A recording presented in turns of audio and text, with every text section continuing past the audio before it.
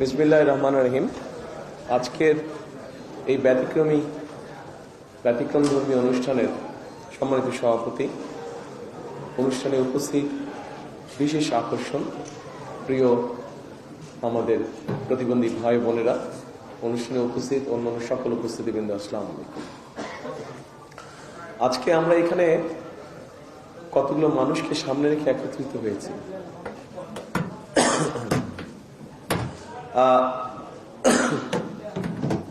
দুঃখজনক হলেও যে মানুষগুলোকে রেখে আর সামনে রেখে আমরা এখানে একত্রিত হয়েছি, দুঃখজনক হলেও আমাদের সমাজ ব্যবস্থা এখনো এইরকম মানুষ যারা আছে, আমাদের মধ্যে একটা টেন্ডেন্সি আছে যে এই মানুষগুলোকে একটু আমরা ঘরের ভিতরে রেখে দিই, তাদেরকে আমরা বের হতে দিই। এরকম একটা মন মানসিকতা আমাদের দেশের সমাজ ব্যবস্থা এখনো রয়ে গিয়েছে।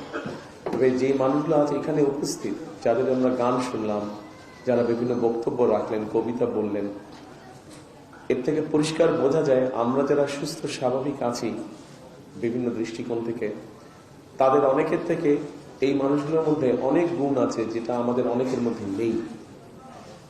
সেজন্যই আমার মনে হয় সিএসএফ গ্লোবাল যেই কাজটি করছে, আমরা যদি সামাজিক অবস্থান হোক, রাজনৈতিক অবস্থান হোক, রাষ্ট্রীয় অবস্থান হোক, সকল অবস্থান থেকে যদি আমরা এই মানুষগুলোর পাশে এসে দাঁড়াই, তাহলে আমি ব্যক্তিগতভাবে বিশ্বাস করি যে বাংলাদেশ অনেক প্রতিভা বের করতে পারবে, অনেক প্রতিভাবান মানুষকে বের করে নিয়ে আসতে পারবে, যাদের বিভিন্ন সেক্টরে প্রতিভা আছে। আমরা খুব যে বেশি কিছু করা প্রয়োজন তা না, শুধু এই মানুষগুলোকে একটু সুযোগ করে দেওয়া, যাতে তারা দুনিয়ার আলো বাতাসে আমাদের আর 10 জনের মতনই স্বাভাবিকভাবে কম বেশি চলাফেরা করতে পারে। খুব বেশি কিছু করার নয়, অন্তত মিনিমাম একটা কিছু ব্যবস্থা করা, যাতে করে এই মানুষগুলো তাদের নিজেকে এক্সপ্রেস করতে পারে, যে যেভাবে এক্সপ্রেস করার কথা সেইভাবে এক্সপ্রেস করতে পারে, সেই অপরচুনিটি, সেই সুযোগটা তাদেরকে তৈরি করে দেয়।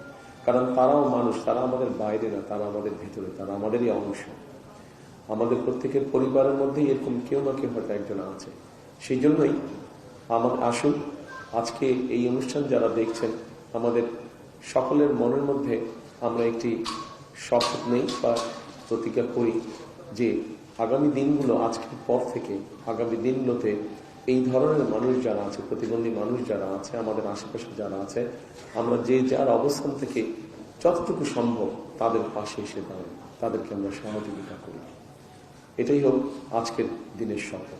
এবং পরিশেষে আবারও যে মানুষগুলো আমাদেরকে মাত্র গান শোনালো, যে মানুষগুলো কষ্ট করে উপহার তৈরি করে নিয়ে এসছে আমার জন্য এবং ডক্টর জুবাইদার জন্য, তাদেরকে আমি আন্তরিকভাবে ধন্যবাদ। এবং আসুন আমরা সকলে মিলে একটা বাংলাদেশ গড়ার চেষ্টা করি, যে বাংলাদেশের কম বেশি প্রত্যেকটা মানুষের একটা মর্যাদা তৈরি হবে, আত্মমর্যাদা নিয়ে প্রত্যেকে বেঁচে থাকতে পারবে, সেরকম একটা বাংলাদেশ গড়তে আমরা চেষ্টা করি। সকলে ভালো থাকবেন। আসসালামু আলাইকুম।